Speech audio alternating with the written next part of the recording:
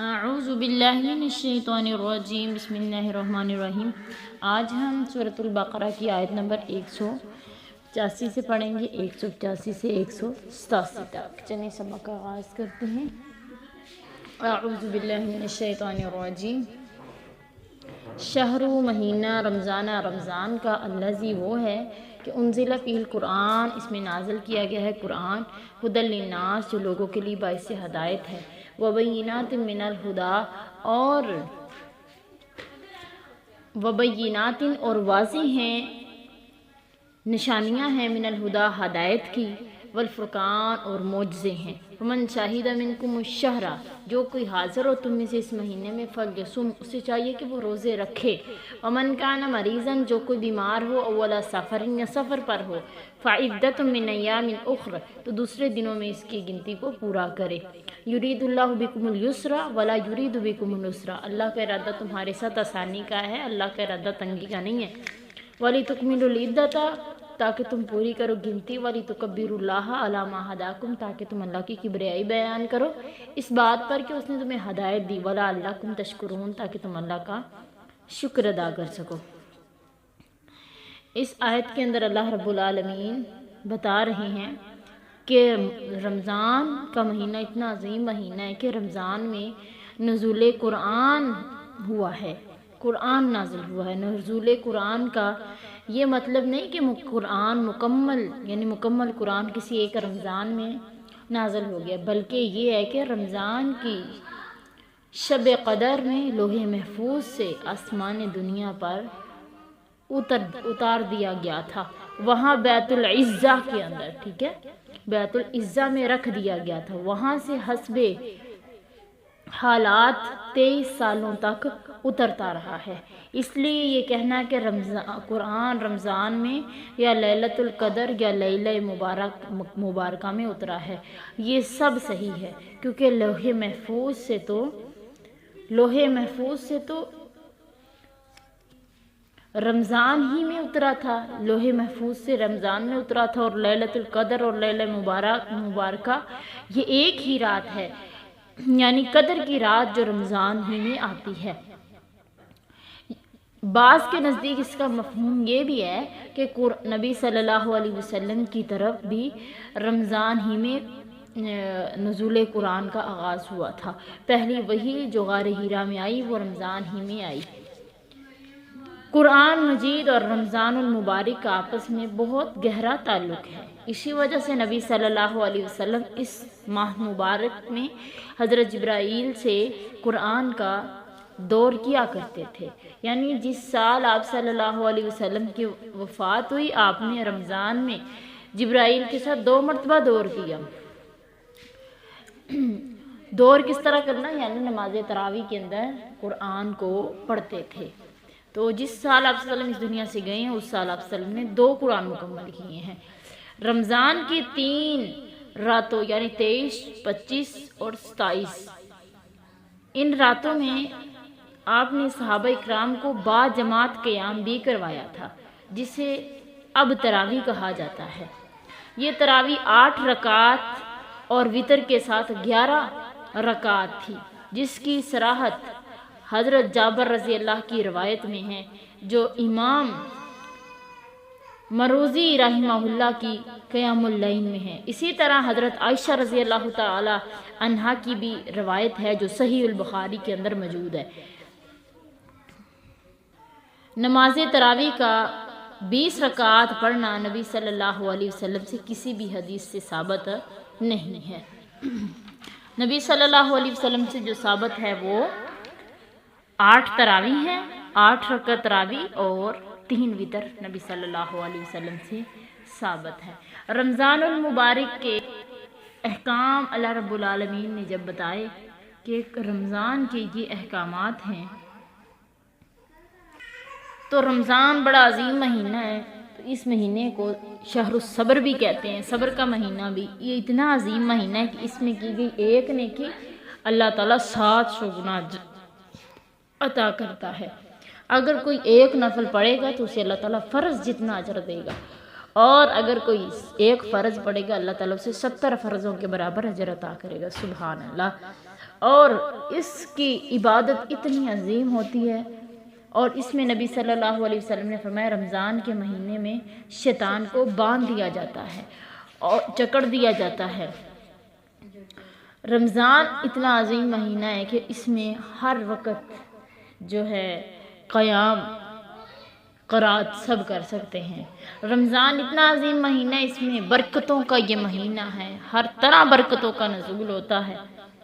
رمضان اتنا عظیم مہینہ ہے کہ اس میں مسلمانوں کے اندر نیکی کا جذبہ پیدا ہو جاتا ہے، اور نبی صلی اللہ علیہ وسلم رمضان میں صدقہ اس طرح کرتے تھے جس طرح تیز آندھی چل رہی ہو۔ اللہ تعالی ہمیں رمضان المبارک کی قدر کرنے والا بنائے، اور اللہ کرے ہماری نصیبوں میں بھی رمضان المبارک آئے، ہم بھی رمضان کے روزے رکھیں۔ رمضان کے روزے جو ہے یہ فرض ہیں، ارکان اسلام میں سے ایک رکن ہے جس کو ادا کرنا ہر مسلمان پر فرض ہے۔ آگے اللہ تعالیٰ کہہ رہے ہیں اگلی آیت، وَإِذَا سَأَلَكَ عِبَادِي، جب سوال کریں آپ سے میرے بندے، انی میرے بارے میں، فَإِنِّي قَرِيبٌ، تو میں بڑا نزدیک ہوں، اجیب دعوت الداعی، میں جواب دیتا ہوں پکارنے والے کی پکار کا، اذا دعان، جب وہ مجھے پکارتا ہے، فَلْيَسْتَجِيبُوا لِي، چاہیے کہ مجھے سے دعا کرے، وَلْيُؤْمِنُوا بِي، مجھ پر ایمان لائے، لَعَلَّهُمْ يَرْشُدُونَ، شاید کہ وہ بھلائی حاصل کر سکیں۔ رمضان المبارک کے احکام و مسائل کے درمیان دعا کا سلسلہ بیان کر کے یہ واضح کر دیا ہے کہ رمضان میں دعا کی بھی بڑی فضیلت ہے، جس کا خوب اہتمام کرنا چاہیے، خصوصاً افطاری کا وقت قبولیت کا وقت ہوتا ہے۔ قبولیت یعنی دعا کی قبولیت کے لیے ضروری ہے کہ ان آداب و شرائط کو سامنے رکھا جائے جو قرآن و حدیث میں بیان ہوئے ہیں، جن میں سے دو یہاں ہم جو ہے نا ذکر کرتے ہیں۔ ایک اللہ تعالیٰ پر صحیح معنوں میں ایمان، اور دوسرا اس کی اطاعت و فرما برداری۔ اسی طرح احادیث میں حرام خوراک سے بچنے اور خشوع خضوع کا اہتمام کرنے کی تاکید کی گئی ہے کہ اگر ہم چاہتے ہیں کہ ہماری نمازیں قبول ہوں، ہماری دعا قبول ہو، تو ہمیں کیا کرنا ہوگا؟ ہمیں چاہیے کہ ہمیں حلال کھائیں، جیسے کہ ہم نے پیچھے پڑھا کہ صحابی نے اللہ کے نبی سے کہا کہ اللہ کے نبی جی دعا کیجئے میں مستجاب الدعوات بن جاؤں، میری دعائیں قبول ہونی شروع ہو جائیں۔ آپ صلی اللہ علیہ وسلم نے فرمایا حلال کا لقمہ کھاؤ، دعائیں قبول ہونی شروع ہو جائیں گی۔ آگے اللہ رب العالمین کہہ رہے ہیں اگلی آیت، حلہ حلال کر دی گئی ہے لکم تمہارے لیے، لیلۃ الصیام روزے کی رات، الرفث کہ رغبت کرنا، الی نسائکم تمہارا اپنی بیویوں کی طرف، کہ ہنہ لباس لکم وانتم لباس لہن، تم ان کا لباس، وہ تمہارا لباس ہے، تم ان کا لباس ہو۔ علم اللہ انکم کنتم تختانون انفسکم، اللہ تعالیٰ نے یہ بات جان لی کہ تم خیانت کرنے والے ہو آپس میں، فتاب علیکم، اور تمہاری توبہ کو قبول کیا، وعفا عنکم، اور تمہیں معاف کر چھوڑا، فلا نباشروہن، اب تم ان سے صحبت کرو، وابتغوا ما کتب اللہ لکم، اور تلاش کرو جو اللہ نے تمہارے لیے لکھ چھوڑا ہے، کلوا واشربوا، کھاؤ پیو، حتی یتبین لکم الخیط الابیض من الخیط الاسود من الفجر، یہاں تک کہ واضح ہو جائے سفید داغا سیاہ داغے سے، یعنی فجر سے، ثم اتموا الصیام، پھر تم پورا کرو روزے کو، الی اللیل، رات تک، ولا تباشروہن، ان سے صحبت نہ کرو، وانتم عاکفون فی المساجد، تم اعتکاف کرنے والے مساجد میں، تلک حدود اللہ، یہ تو اللہ کی حدود ہے، فلا تقربوا، اس کے نزدیک بھی نہ جاؤ، کذالک یبین اللہ آیاتہ، اسی طرح اللہ بیان کرتا اپنی نشانیاں للناس، لوگوں کے لیے، لعلہم یتقون، تاکہ وہ متقین بن سکیں۔ اس آیت میں اللہ تعالیٰ صحبت کے رمضان المبارک میں بیوی سے ازدواجی تعلق کے متعلق اللہ احکام بتا رہے ہیں۔ واقعہ کچھ اس طرح ہے کہ ابتدائی اسلام میں ایک حکم یہ بھی تھا کہ روزہ افطار کرنے کے بعد عشاء کی نماز یا اس سے پہلے سونے تک کھانے پینے بیوی سے مباشرت کرنے کی اجازت تھی، سونے کے بعد یا عشاء کی نماز کے بعد ان میں سے کوئی کام نہیں کیا جاتا تھا۔ ظاہر بات ہے یہ پابندی سخت تھی، اس پر عمل مشکل تھا۔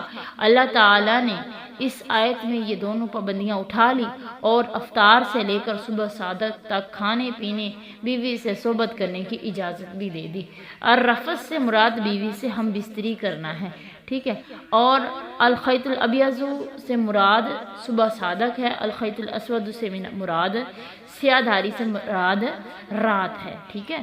مسئلہ یہ کہ اس سے یہ بھی معلوم ہوا ہے کہ حالت جنابت میں روزہ رکھا جا سکتا ہے، کیونکہ فجر تک اللہ تعالیٰ نے مذکورہ امور کی اجازت دی ہے۔ صحیح بخاری اور صحیح مسلم کی روایت سے بھی اس کی تاکید ملتی ہے۔ پھر اللہ رب العالمین اعتکاف کے احکام بتا رہے ہیں، یعنی رات ہوتے ہی غروب شمس کے فوراً بعد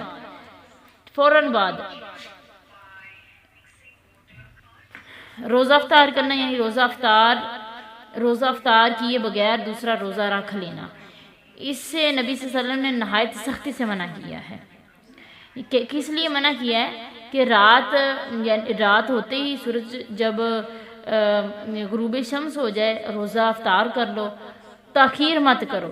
نبی صلی اللہ علیہ وسلم کی حدیث سے بھی ہے کہ روزہ جلد افطار کرنے کی تاکید اور فضیلت آئی ہے۔